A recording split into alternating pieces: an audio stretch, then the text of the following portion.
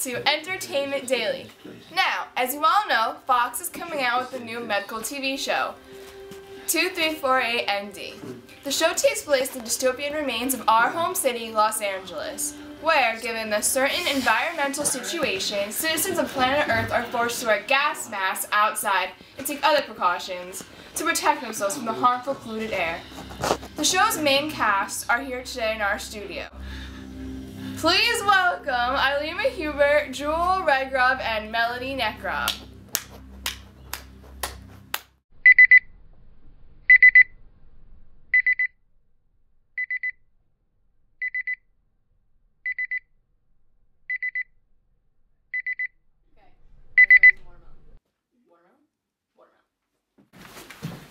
So doctor, what's the deal with this one?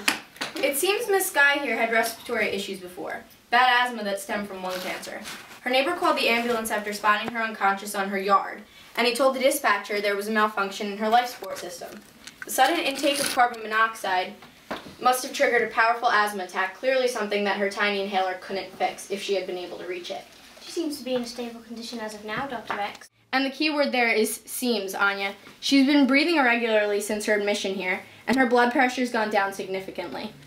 So her heart rate should compensate for that. It should, Xenon, but that doesn't mean it did.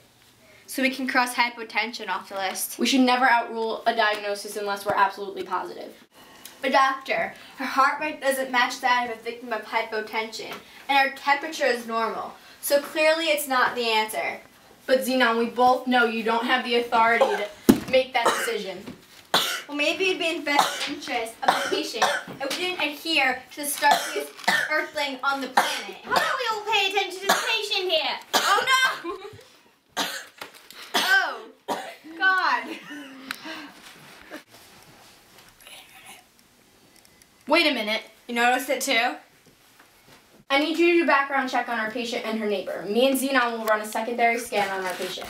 Understood. Anya, you're not taking a life support system. I'm a robot, remember? Alright.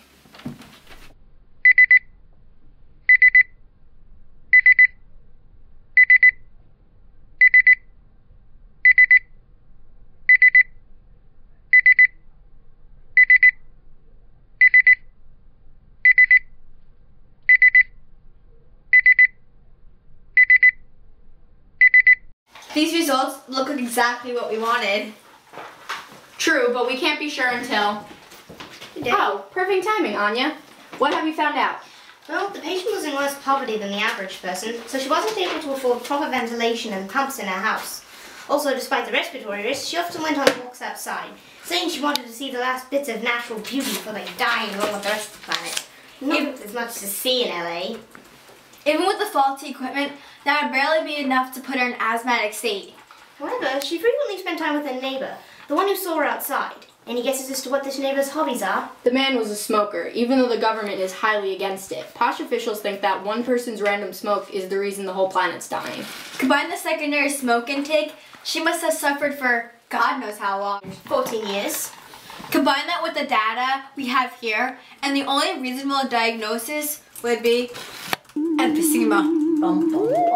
Precisely, Xenon. Miss Sky never had asthma in the first place, just a similar condition that mimics it. And you figured that out by watching her choke to death after you cut off her oxygen supply? Correct again. The patient had an extremely difficult time breathing out, and the process took incredibly long. Our scan showed us not only that her lungs had expanded larger than normal, but that the growth process took around 14 years.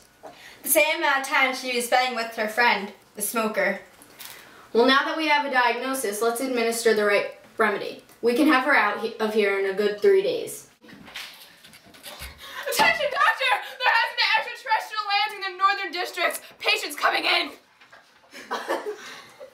Are you guys ready? Yeah. Hi guys, thanks for being here today. Hello. Thank you. Would you guys like to talk about the show? It's a very exciting show, and I'm so happy to be part of it.